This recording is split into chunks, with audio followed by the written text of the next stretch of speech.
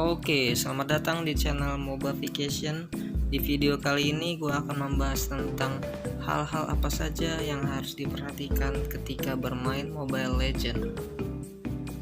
Di channel ini gue akan lebih banyak membahas soal pengetahuan dalam bermain MOBA, baik itu dari segi mikro dan makro, dan tambahan di luar itu mindset cara berpikir orang dalam bermain MOBA.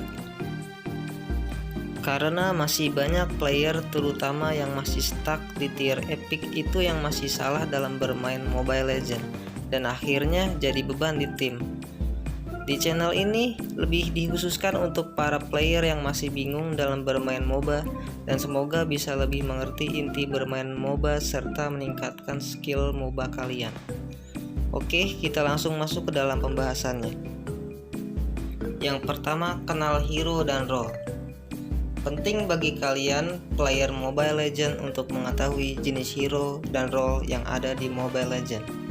Role di Mobile Legends ada 6. Pertama itu tank, fighter, mage, support, assassin, dan marksman. Keenam role ini mempunyai perannya masing-masing di dalam tim. Tapi perlu kalian ketahui bahwa ada beberapa hero yang bisa multi role. Baik hero tersebut sudah diidentifikasi oleh Muntun atau hero tersebut dimainkan dengan cara yang berbeda oleh si player. Contoh seperti Selena yang dijadikan support atau Grok yang dijadikan assassin. Tapi perlu kalian tahu bahwa tidak selalu hero yang dimainkan dengan mengubah role asli ke role lain akan selalu berjalan dengan baik di setiap match. Contoh seperti Grok assassin yang tadi.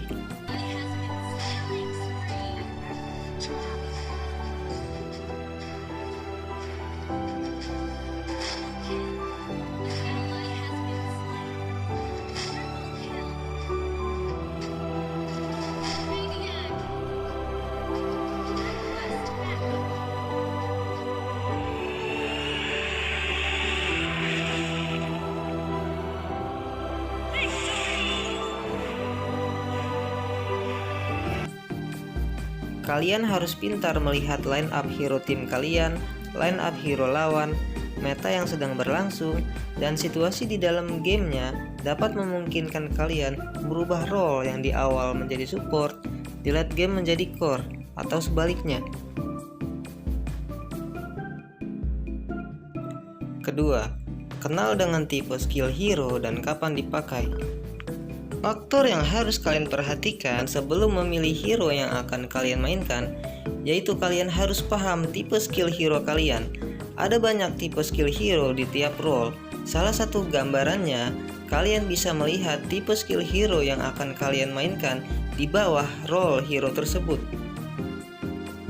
Dan sebaiknya, pasif skill dan keterangan mengenai skill hero tersebut kalian baca terlebih dahulu, atau bisa kalian lihat cara penggunaan skill hero tersebut di channel review hero di YouTube atau dimanapun.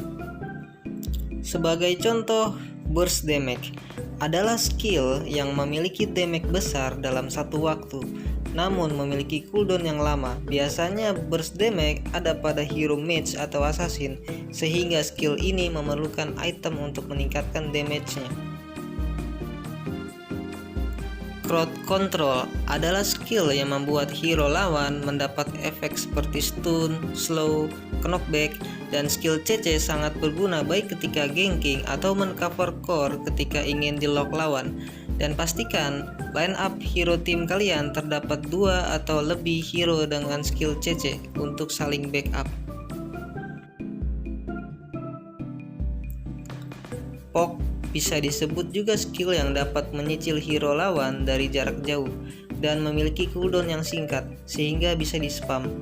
Hero yang memiliki skill jenis poke biasanya hero early, dan jika ditemani tank dengan baik, hero jenis poke ini dapat menyulitkan lawan. Dan bila di tangan yang tepat, hero jenis poke ini dapat menekan musuh dari early game sehingga core kalian fat dan persentase menang kalian akan lebih besar. Rip adalah spesialitas pada hero yang memiliki kemampuan untuk segera mengeksekusi lawan dengan cepat. Biasanya hero Rip ini paling mudah untuk menyampah ya, atau mencuri kill. Contoh hero seperti Ultimate Martis, Karina, Granger, Wan, dan Layla dengan ultimate-nya dapat membunuh lawan dari jarak jauh dengan cepat. Dan spesialitas Rip banyak pada role marksman. Lifesteal adalah sebuah kemampuan hero yang dapat men-convert damage menjadi HP dengan cara memukul lawan dengan basic attack. Semakin besar damage kalian, maka akan semakin besar lifesteal yang didapat. Untuk memicu lifesteal, kalian dapat membeli item jenis lifesteal seperti Haas Claw atau Endless Battle, atau memang pasif dan skill hero tersebut sudah mempunyai lifesteal. Namun ada perbedaan lifesteal dengan spell farm. Spell farm sama seperti lifesteal, hanya saja cara memicunya dengan spam skill ke hero lawan.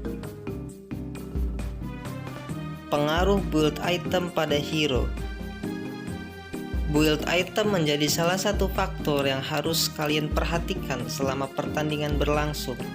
Sebelum kalian main hero dan masuk ke dalam game, kalian harus kenal dengan jenis hero kalian itu apa dan meracik build yang pas untuk hero tersebut.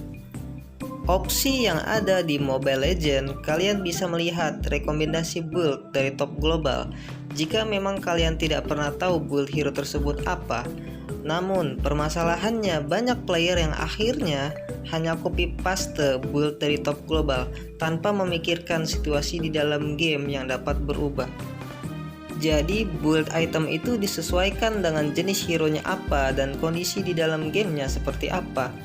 Misalkan kalian bermain core, posisi sedang mendominasi game, kalian bebas membuat item full damage, tapi bila ada di posisi ditekan musuh, jadi susah farming, kalah laning. Kalian harus bikin item kondisional yang relatif murah, serta efektif dan harus main sabar. Copy build orang boleh, tapi setidaknya kalian baca juga stats itemnya apa, sinergi atau enggak dengan hero-nya, dan kalian mesti tahu juga item core dari tiap hero, contoh seperti Cloud yang butuh DHS. Item core itu item yang wajib dibikin jadi item pertama. Nah, untuk item selanjutnya bisa disesuaikan, dan juga untuk hero tank atau support, kalian tidak perlu pikirin item core, yang ada hanyalah item kondisional dan item counter selama pertandingan berlangsung. Playstyle dan kondisi match. Masing-masing player yang memainkan satu hero pasti akan berbeda cara mainnya dengan player lain yang memainkan hero yang sama. Lalu apa yang membuat playstyle tiap player tidak sama? Playstyle ya, bukan freestyle. Ada banyak sebenarnya faktor yang mempengaruhi cara orang bermain hero. Pertama, bisa karena role pertama yang kita touch. Misal role yang kita touch pertama itu assassin. Begitu kita lompat ke tank misalnya. Nah, hal ini akan mempengaruhi gameplay kita saat main tank. Jadi mukil atau malah ngejungle lebih parah lagi. Yang kedua itu habit atau kebiasaan main. Yang ketiga itu bisa karena mindset kita main satu role, maka pola pikir kita akan mempengaruhi decision making kita saat memainkan hero yang di luar dari role asli kita. Misal role kita marksman, terus lompat ke tank. Bisa dipastikan mindset tank kita bakal tercampur dengan mindset MM.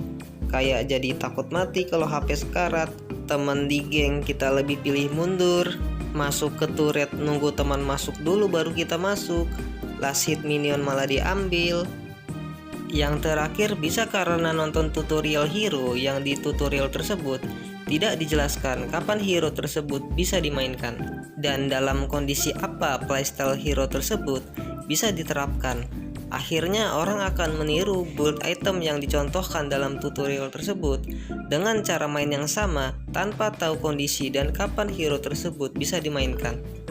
Dan permasalahan yang banyak terjadi adalah ketidakpahaman kita dalam membaca situasi di dalam match dengan hero yang kita mainkan. MOBA itu game yang banyak sekali faktor menang dan juga kalah, yang dimana kesalahan kecil itu bisa jadi fatal. Dan draft pick itu penting guys.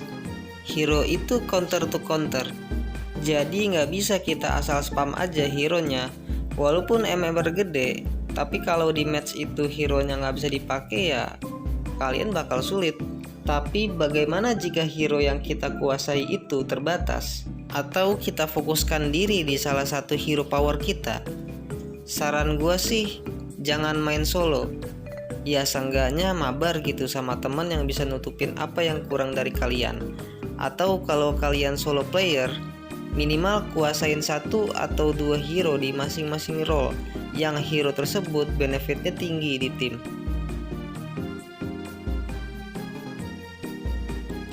Patch Note update dan meta hero.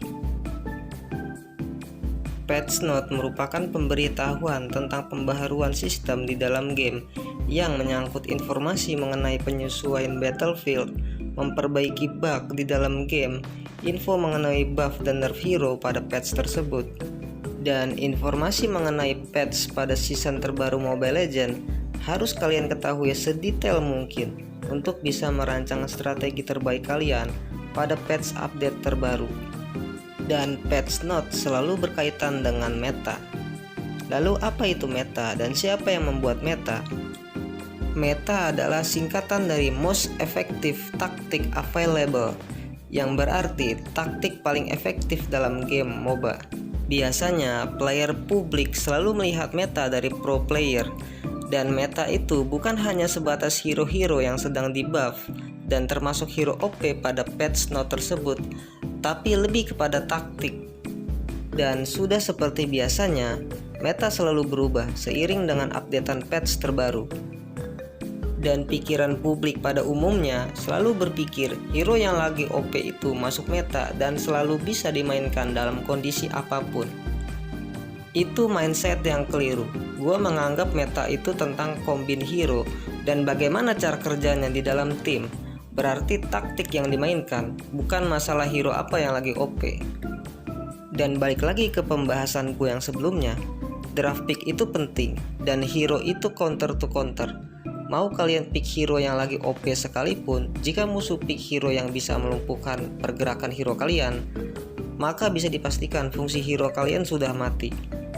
Dan ketika kalian mencoba suatu hero yang lagi masuk meta, kalian harus mengerti bukan hanya tentang pemahaman skill atau disebut dengan mikro atau mekanik dari hero yang kalian mainkan, tapi kalian juga harus mengenal lebih jauh fungsi hero pada role yang bisa dimainkan, atau yang kita sebut pemahaman makro.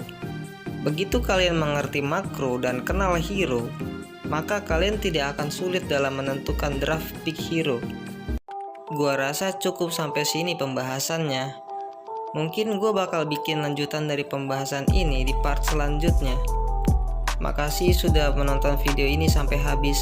Sampai ketemu di video selanjutnya.